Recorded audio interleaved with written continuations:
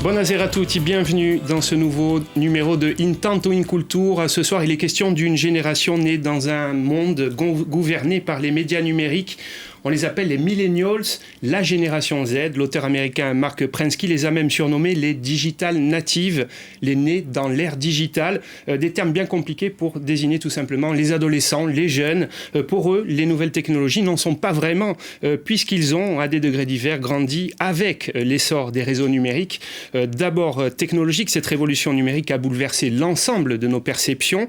Toujours plus de contenu disponible, de films, de conférences, de visites virtuelles. Et face à ça, des jeunes à qui l'on reproche trop souvent leur temps passé sur les réseaux sociaux. En quelques années, marqué aussi par la crise sanitaire, le rapport à la culture des adolescents a été bouleversé. Leurs usages culturels ont profondément changé, au point parfois de nous déstabiliser, nous les adultes, comme on le voit sur cette photo. Regardez, elle a été prise dans un musée à Amsterdam. Des adolescents, semble-t-il insensibles au chef-d'œuvre qui les surplombe. C'est la Ronde de nuit de Rembrandt.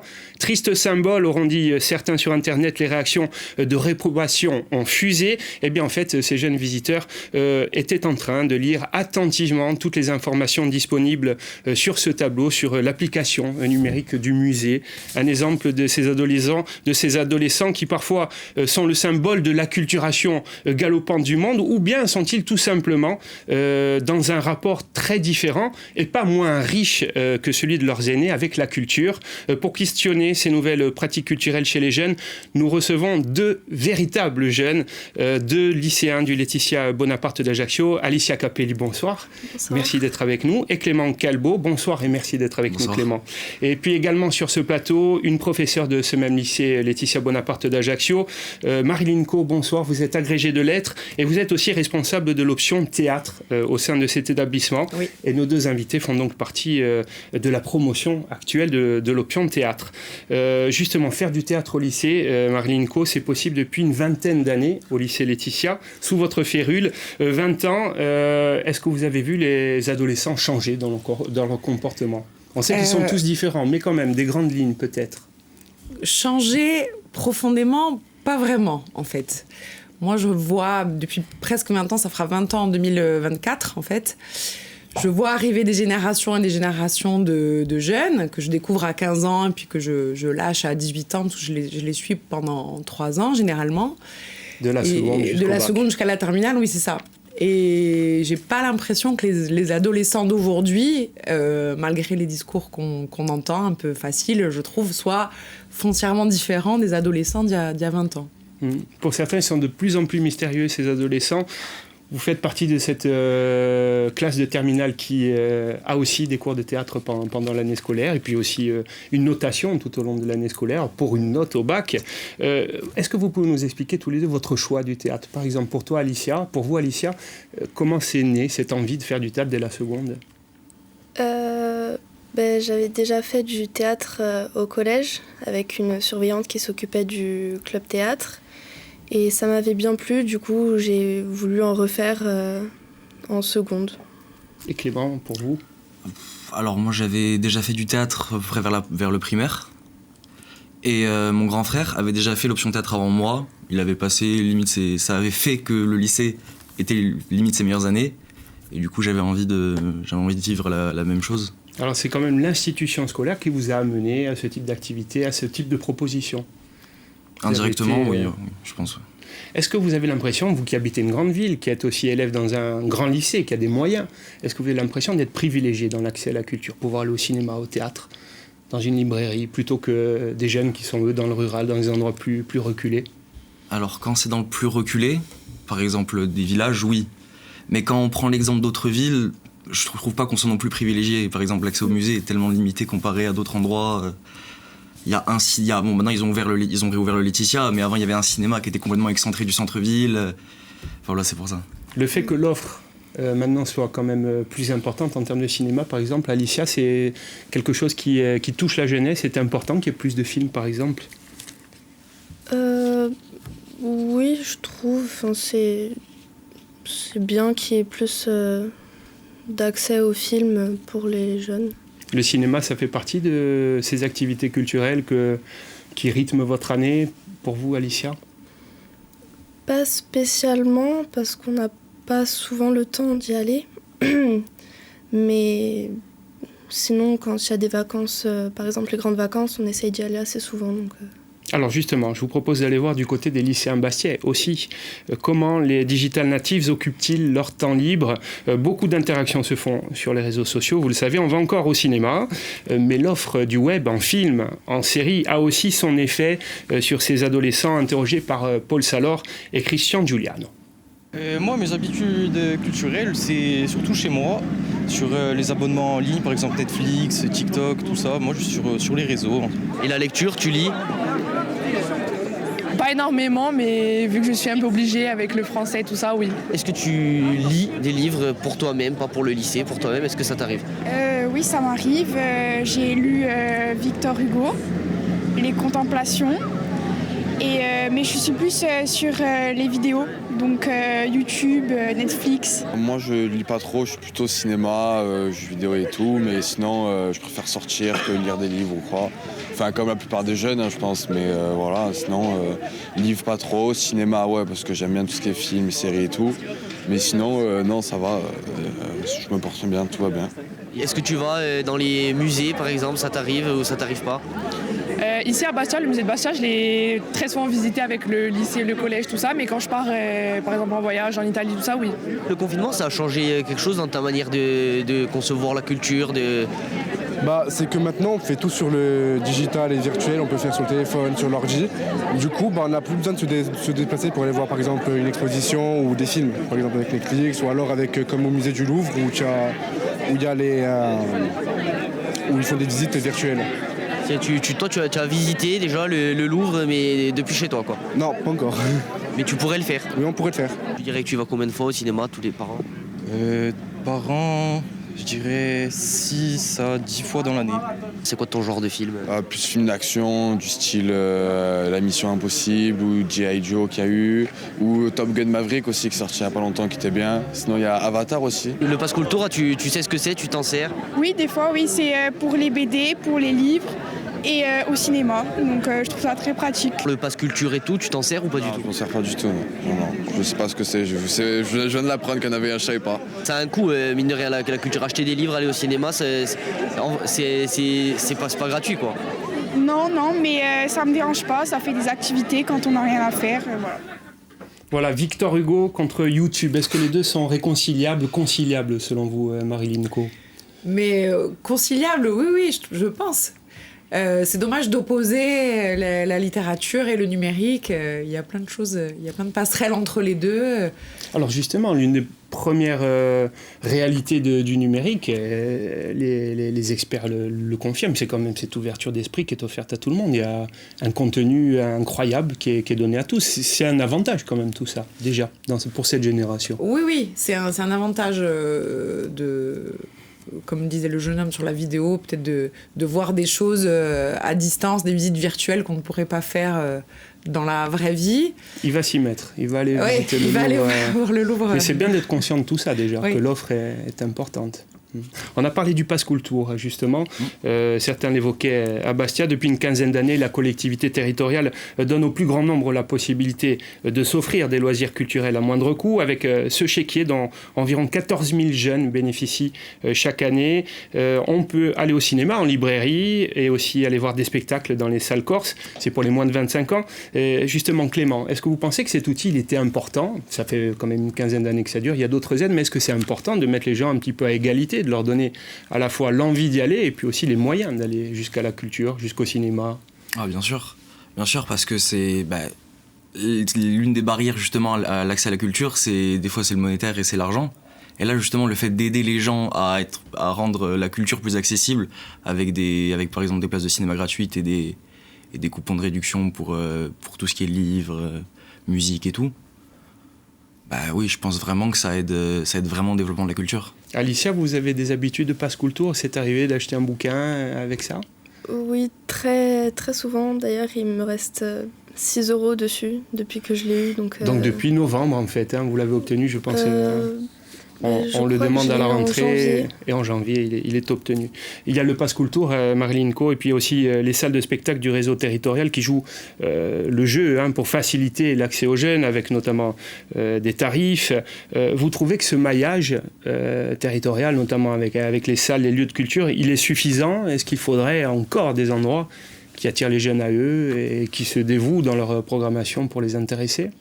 Il y a un gros effort qui est fait, en tout cas, des salles ajaxiennes. Là, je parle pour notre situation. Donc, l'Espace Diamant et l'ADIA, qui baissent leurs tarifs et qui, pour que les jeunes puissent avoir accès aux spectacles qui peuvent coûter parfois assez cher, et qui nous offrent des tarifs vraiment préférentiels. Un abonnement à 3 € la place de spectacle à l'Espace Diamant, 5 € à l'ADIA, c'est vraiment beaucoup moins que le coût réel du spectacle. Et c'est une politique qui est faite en direction des jeunes. Donc je pense que l'effort est déjà important. Et pour le théâtre, qui est votre discipline, oui. Est-ce que c'est finalement primordial aussi qu'on tire les gens vers le théâtre? C'est pas si simple, il y a un côté encore un peu élitiste, en tout cas certains le vivent comme quelque chose d'un peu éloigné de leur propre culture. Il faut tirer encore les gens de cette génération vers le théâtre, selon vous? Mais justement, pour ne pas que ça paraisse élitiste, parce que ça c'est un cliché, il faut ouvrir les portes, amener les jeunes et leur dire voilà, c'est le théâtre, c'est pour tous. On peut voir toutes sortes de choses, des choses que vous allez adorer, des choses que vous allez détester, des choses qui vont vous laisser un peu plus mitigé, mais en tout cas, on ouvre des portes. Et l'aspect financier, ça permet d'ouvrir la porte un peu plus facilement. Marilyn, une question qui concerne en fait ces changements dus au numérique. On a l'impression que cette consommation à la demande à tout moment, cette consommation aussi appelée multitâche, où on écoute de la musique tout en chattant, tout en visitant le Louvre peut-être virtuellement, ces usages qui se croisent, est-ce qu'on n'est pas en train un petit peu aussi de déformer la capacité à s'imprégner de la culture chez les jeunes, en étant tout et nulle part à la fois? C'est sûr, on dit que le cerveau, les structures du cerveau se modifient selon comment on le nourrit. Et peut-être des activités comme la lecture qui demande une concentration profonde, elles sont malmenées en ce moment parce que justement, je dis on parce que c'est pas seulement les jeunes, on est tous concernés. On s'habitue au zapping très rapide des écrans. On aurait tort d'ailleurs de penser, effectivement, comme vous le dites, que c'est juste les adolescents. Les adultes aussi ont des temps passés sur Internet qui sont de plus en plus importants. Mais moi, je crois qu'il y a une chose qui ne peut pas remplacer le numérique, c'est le spectacle vivant. Parce que c'est des temps qu'on partage ensemble. Et voilà, ça, on ne peut pas le faire tout seul sur un écran. Clément, vous êtes d'accord avec Madame Co sur le fait que, effectivement, peut-être qu'une multitâche, être à la fois sur de lecture et puis une discussion avec un ami, on perd un petit peu le fil de ce qu'on est en train de faire? Oui, bien sûr. Il faut de la concentration, pour être dans un objet culturel. Bien sûr, justement, ça aussi, c'est quelque chose que le numérique enlève beaucoup. C'est la concentration sur une seule tâche. Je peux prendre aussi mon exemple, il y a beaucoup de fois où pendant un film ou pendant un match, pendant n'importe quoi, je suis sur mon téléphone, mais par réflexe, et du coup je suis plus du tout concentré sur l'essentiel, sur ce que j'étais en train de regarder. Du coup oui, la multitâche, ça enlève pas mal l'essentiel. Il y a aussi cet avantage de l'éclectisme dû au numérique. Il y a beaucoup de choses qui vous sont offertes, qui sont à portée de main. Et selon les études, vous, les jeunes, vous devenez des omnivores culturels. C'est-à-dire que vous vous intéressez à toutes sortes de disciplines culturelles, mais par petites doses. Est-ce que vous le ressentez comme ça, Clément? Est-ce que vous êtes un omnivore culturel? Un omnivore culturel. C'est le terme. C'est beau. Par petites doses, surtout, oui. Surtout, mais quand je connais pas le sujet. Par exemple, il faut qu'il y ait une curiosité avant toute chose. C'est-à-dire, par exemple, la lecture, je m'y intéresse, mais vraiment par petites doses. C'est-à-dire que je lis grand max un mois dans l'année. Voilà, mais c'est récurrent dans l'année, enfin chaque année. Quant à vous, Alicia, est-ce qu'il y a aussi cette tendance à aller un petit peu butiner, peut-être pas rester dans le fil d'un livre jusqu'au bout, prendre ce qui vous intéresse et passer à autre chose? Ça dépend en fait. Quand il y a quelque chose qui m'intéresse vraiment, je peux rester toute la journée dessus et vraiment décrocher à la fin de la journée ou à la fin de la semaine. Marilyn Co, durant le confinement, les professeurs, les communautés éducatives et les parents se sont inquiétés même des conséquences des confinements, de la crise sanitaire sur simplement le travail scolaire et puis sur la curiosité des enfants. Est-ce que vous les avez vus, vous, en difficulté au retour dans les établissements cette année par rapport à ce phénomène de crise sanitaire? Il y en a qui ont décroché de la culture, par exemple. Ça a eu un impact sur la santé mentale de beaucoup de jeunes et de beaucoup de gens en général, malheureusement. Et j'ai senti, en tout cas pour la promotion de Clément et Alicia, que j'ai rencontré juste après le confinement, c'est ça. J'ai senti chez eux vraiment un besoin particulier, encore plus fort que les autres années, d'être ensemble, de se retrouver, de créer du lien, d'aller au bout des choses. Et la notion de groupe, en tout cas, s'est renforcée. Oui. Est-ce que c'est aussi une tendance quand on a à faire des choix culturels? Est-ce qu'on va tous comme un seul homme sur le même bouquin, sur la même série? Est-ce qu'il y a ces phénomènes qui se sont aussi matérialisés, notamment par les effets du confinement, de rapprochement des gens, par les réseaux sociaux, tout ça? Ça, je ne sais pas, mais moi, je sais que le théâtre permet c'est le travail sur le lien, l'écoute de l'autre. Et ça, c'était vraiment... C'est la notion d'atelier, en tout cas, qui les a réunis. Oui, c'est ça, de groupe, Oui, et ça, c'était particulièrement important. Est-ce que vous avez senti, vous, ces derniers mois, après le confinement, le retour en établissement, le groupe qui avait pris de l'importance parce que vous étiez beaucoup en lien par les réseaux sociaux et donc aussi peut-être vos choix culturels qui dépendaient un peu de ce groupe? Vous avez senti les choses se former comme ça, Alicia, vous? Moi, personnellement, pendant le confinement, j'étais pas vraiment en lien avec d'autres personnes, mais justement, c'est ça qui a fait que j'avais envie d'être en lien avec beaucoup de personnes à la sortie du confinement. Ce lien m'avait manqué, en fait. Le fait d'être rattaché à des gens, même virtuellement, ça vous a donné des idées, culture, des envies, des conseils vous ont été donnés par d'autres, peut-être? Est-ce que ça a juste un petit peu cultivé votre envie, votre curiosité? Oui, parce que du coup, j'ai passé beaucoup de temps sur les réseaux sociaux, un peu comme pour tout le monde, je pense. Et du coup, ça a fait que je me suis intéressée à un peu plus de choses qu'avant. Donc il y a quand même un côté positif, sans doute. Marilyn, avec vos élèves de l'option théâtre, il y a aussi cet avantage fabuleux de rentrer dans le texte, dans la pensée d'un auteur. À cet âge de formation de l'individu, c'est quand même un aspect extrêmement important de votre discipline. Pouvoir rentrer dans le texte, c'est encore un privilège pour certains, ou le livre ou la pensée de l'auteur a encore de l'importance pour cette génération? Mais le théâtre permet de donner corps, de donner vie à des mots qui sont couchés sur le papier. Et on leur demande d'incarner des textes, des personnages, et du coup ça prend vie en fait. Donc c'est ça qui est très beau et très parlant, je pense, pour eux. Une génération en qui on peut faire confiance quand même si elle est un peu déroutante au début, mais elle va quand même se nourrir de beaucoup de choses. Je crois qu'on peut leur faire confiance. On va leur demander justement un conseil culture assez rapidement. Clément, est-ce que vous avez quelque chose à nous conseiller? Film, livre, musique? Ça serait film du coup. Ouais, ça serait un film, le dernier film de Quentin Tarantino, qui à mon goût est très sous-coté. C'est Once Upon a Time in Hollywood, sorti en 2019, qui est pour moi un chef-d'œuvre absolu. Vraiment. Donc c'est un cinéaste que vous suivez Tarantino? Oui, bien sûr. Pour votre génération, c'est important justement de s'identifier à un cinéaste, à un film, tout ça? Vraiment. Un personnage, un cinéaste, un acteur, oui, vraiment. Alicia, un petit conseil rapidement? Ce sera plutôt en livre, la saga Autre Monde de Maxime Chatham. Maxime Chatham, qui est un écrivain qui se vend dans le monde entier, qui est traduit dans le monde entier. Bon, merci pour vos conseils. On va essayer de les mettre maintenant en application. Cette émission touche à sa fin. Merci à tous les trois d'avoir été sur ce plateau et d'avoir débattu de ces habitudes de consommation de la culture chez les adolescents. Subito ritruem austro corsigazera capitana da stasera da Marianne Romani. Buonasera a tutti in Antavia Stella.